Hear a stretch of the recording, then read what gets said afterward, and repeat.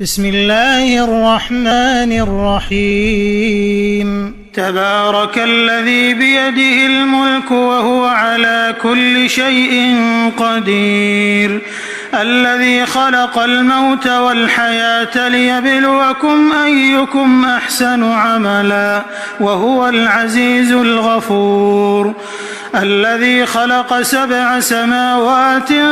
طباقا ما ترى في خلق الرحمن من تفاوت فارجع البصر هل ترى من فطور ثم ارجع البصر كرتين ينقلب إليك البصر خاسئا وهو حسير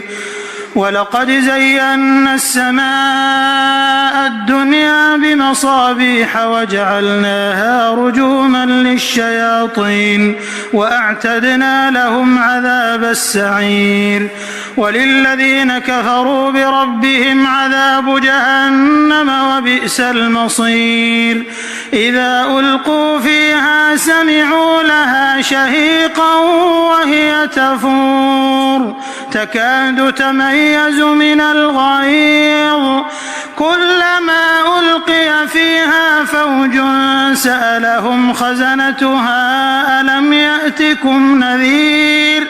قالوا بلى قد جاءنا نذير فكذبنا وقلنا ما نزل الله من شيء إن أنتم إلا في ضلال كبير وقالوا لو كنا نسمع أو نعقل ما كنا في أصحاب السعير فاعترفوا بذنبهم فسحقا لأصحاب السعير إن الذين يخشون ربهم بالغيب لهم مغفرة وأجر كبير وأسروا قولكم أو اجهروا به إنه عليم بذات الصدور ألا يعلم من خلق وهو اللطيف الخبير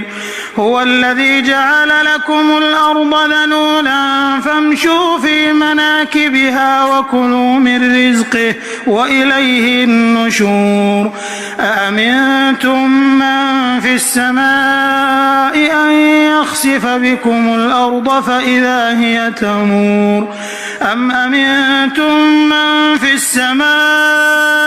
أن يرسل عليكم حاصبا فستعلمون كيف نذير ولقد كذب الذين من قبلهم فكيف كان نكير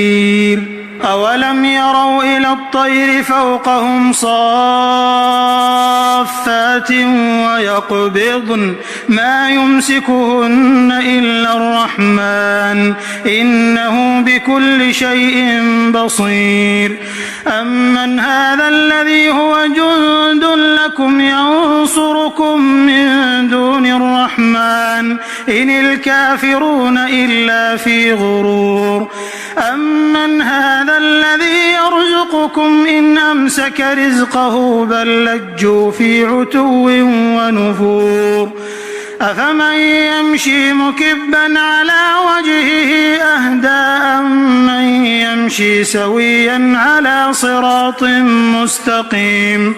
قل هو الذي أنشأكم وجعل لكم السمع والأبصار والأفئدة قليلا ما تشكرون قل هو الذي ذرأكم في الأرض وإليه تحشرون ويقولون متى هذا الوعد إن كنتم صادقين قل إنما العلم عند الله وإنما أنا نذير